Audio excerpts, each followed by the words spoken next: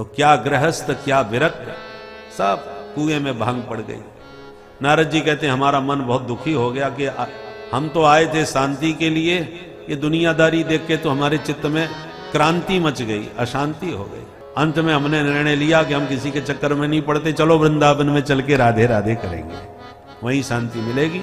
सो हम वृंदावन चले गए महाराज। और वृंदावन में पहुंच के एक आश्चर्य हमने देखा। दो बुढ़ों के बीच में बैठी एक युवती बड़ी जोर से रो रही थी। नारद जी कहते मैंने उससे जाके पूछा, देवी जी आप कौन हो और रो क्यों रही हो? तब उस देवी ने परिचय दिया, अहम भक्ति रीति ख्याता इमौ में तनयौ मतौ ज्ञान वैराग्य नामानो काल योगे न जर्जरौ। महाराज मेरा नाम है भक्ति देवी, ये दोनों बुढ़े मेरे बच्चे हैं, एक का नाम ज्ञान दूसरे का नाम वैराग्य। अब नारद जी आंख फाड़ के देखे, हे भगवान 20 वर्ष की मैया और 90 साल के बेटा हमने पहली बार देखे। देवी जी ये इतने बुढ़े बुढ़े तुम्हारे बच्चे कैसे हो गए? बोले महाराज इसीलिए तो रो रही, मुझे बच्चों की हालत देखी नहीं जाती। मैं दक्षिण में पैदा हुई, कर्नाटक में बड़ी भई, महाराष्ट्र में पली, पर कई पाखंडियों के क्षेत्रों में बहुत दुखी होके भगी, और वृंदावन में आती मैं तो एकदम जवान हो गई और बच्चे मेरे दोनों बुढ़े हो गए। अब मेरे बच्चे स्वस्थ नहीं हुए तो इदम स्थानम परित्यज्य विदेशम गम्यते मया, इस भूमि को भी छोड़ के मैं कहीं विदेश भाग जाऊंगी। नारद जी हाथ जोड़ के बोले, देवी बिल्कुल दुखी मत हो, हमने सारी बात समझ ली। देखो देवी इस समय कलयुग आ चुका है, धीरे धीरे जो थोड़े बहुत शुभ कर्म दिख रहे हैं ये भी विलुप्त होते चले जाएंगे कलयुग के प्रभाव से। अभी तो बहुत कुछ शेष है, बहुत कुछ अच्छा है, और कलयुग ज्यों-ज्यों प्रबल होता जाएगा ये सब धीरे धीरे विलुप्त होते चले जाएंगे। वर्षे वर्षे क्रमात् जाता मंगलम नापि दृश्यते।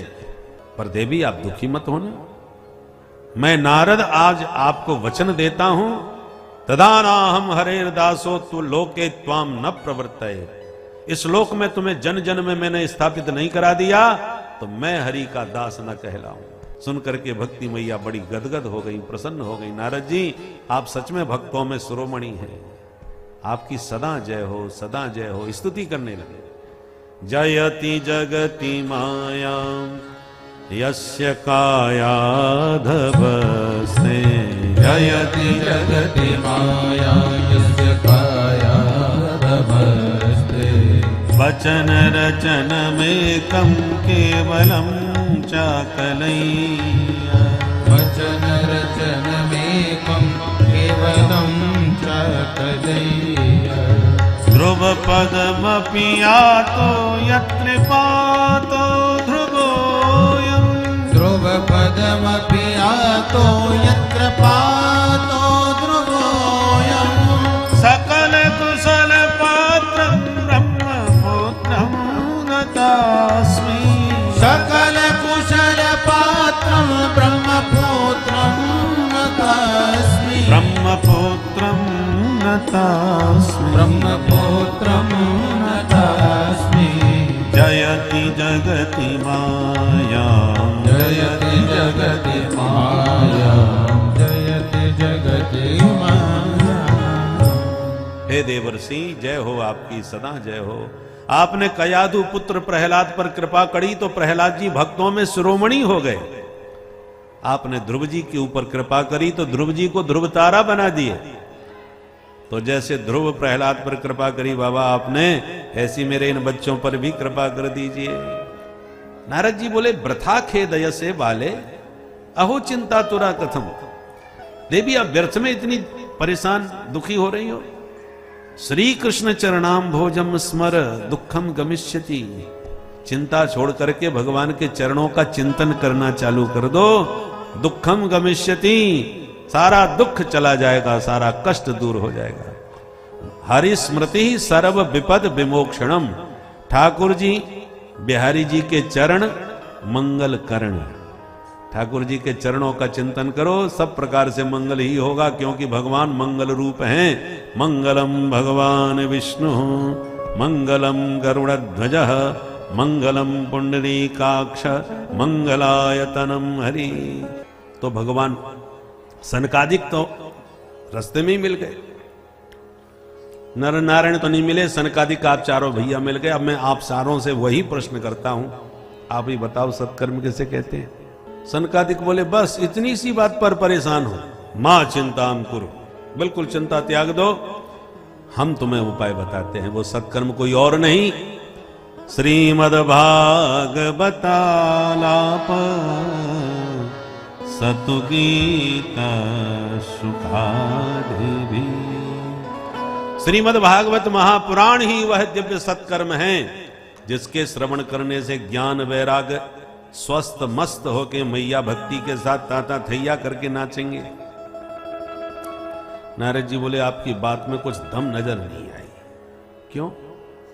एक बात बताओ, जब हमने चारों वेद सुना दिए कुछ नहीं हुआ उन्हें, तो भागवत में ऐसा क्या है? अरे भागवत में वेदों के ही मंत्रों की बृहद व्याख्या है बाबा। वेद रूपी वृक्ष का भागवत रूपी रसीला फल है। तो जो वृक्ष से ही कुछ नहीं हुआ तो फल से क्या होगा? सनकादिक बोले नारद जी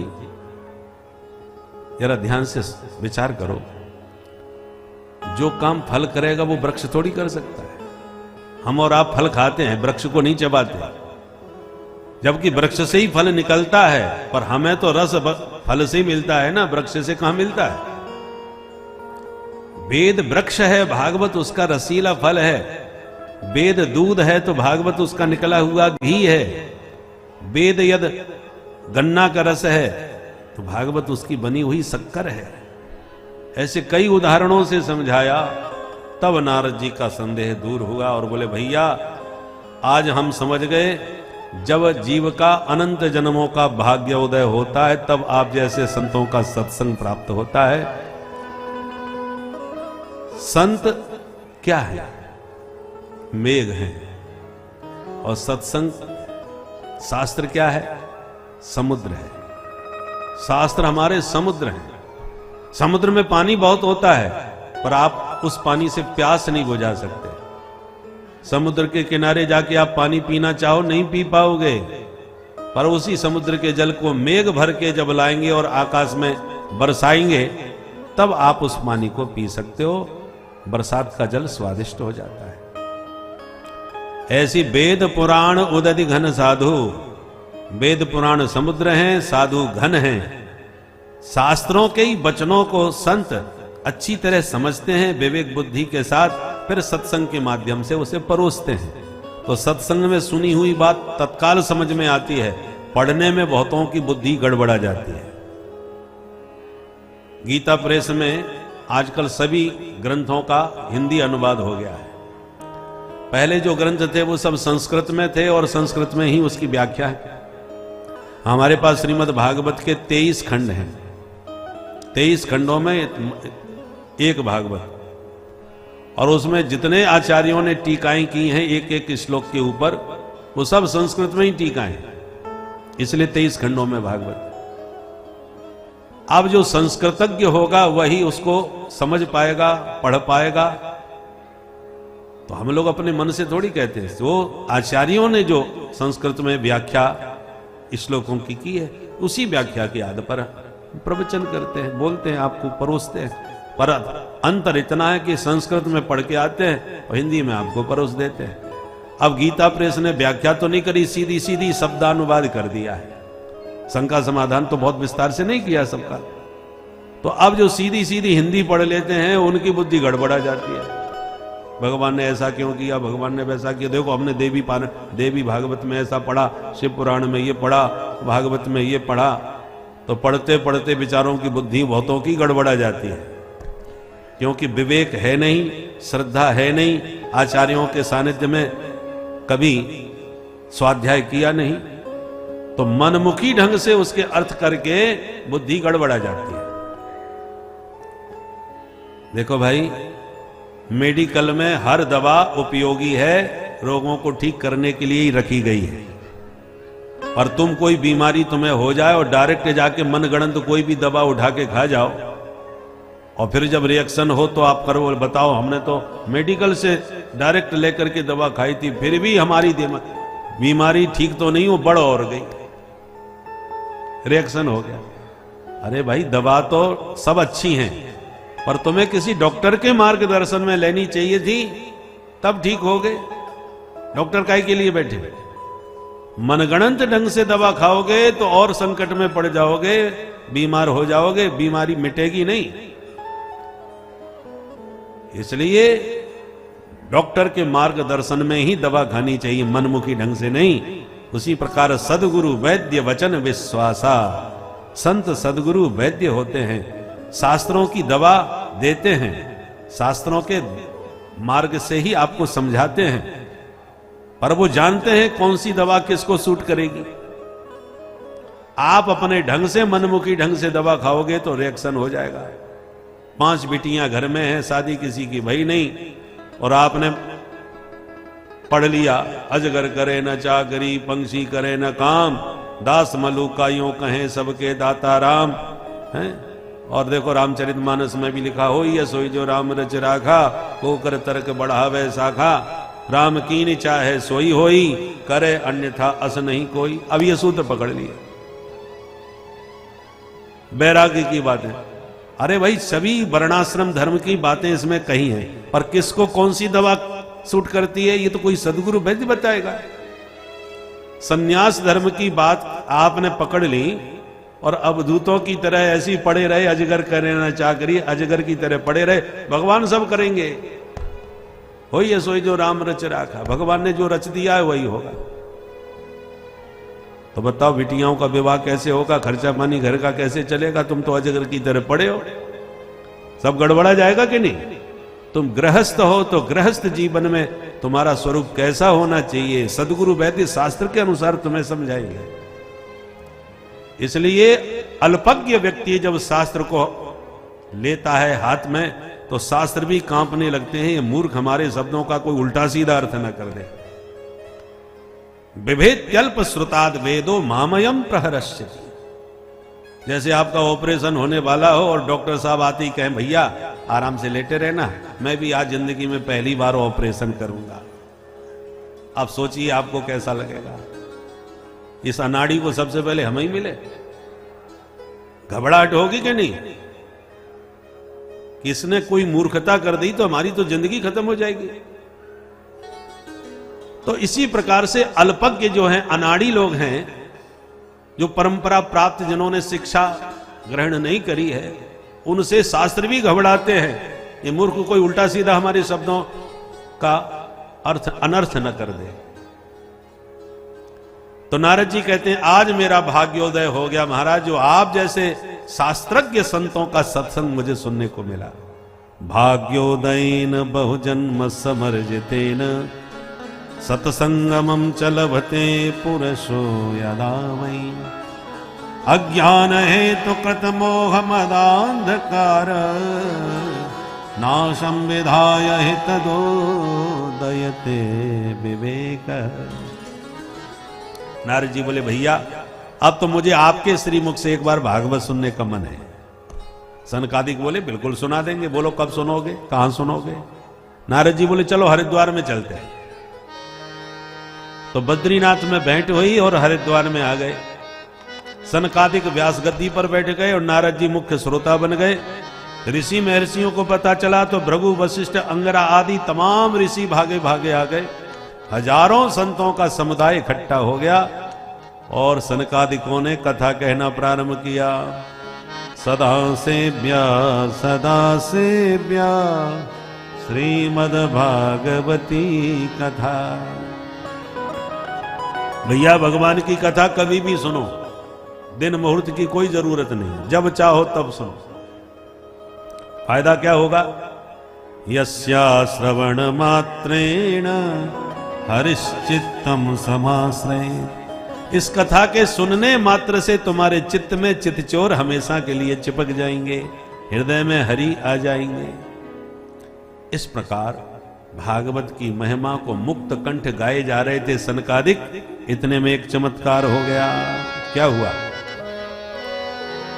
भक्ति सुतौ तौ तरुणौ गृहीत्वा प्रेमैक रूपा सहसा विरासी।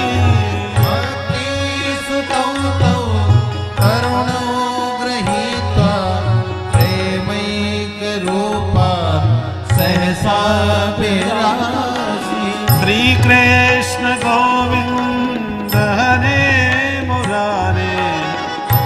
नाथेति नामानि मोह वदन्ति। श्री कृष्ण गोविंद हरे मुरारे नाथेति नामानि मोह वदन्ति। बोल भक्ति महारानी की जय। भक्ति मैया दोनों बेटा ज्ञान वैराग्य का हाथ पकड़ के प्रकट हो गई और ताता थैया कीर्तन करके नाचने लगे।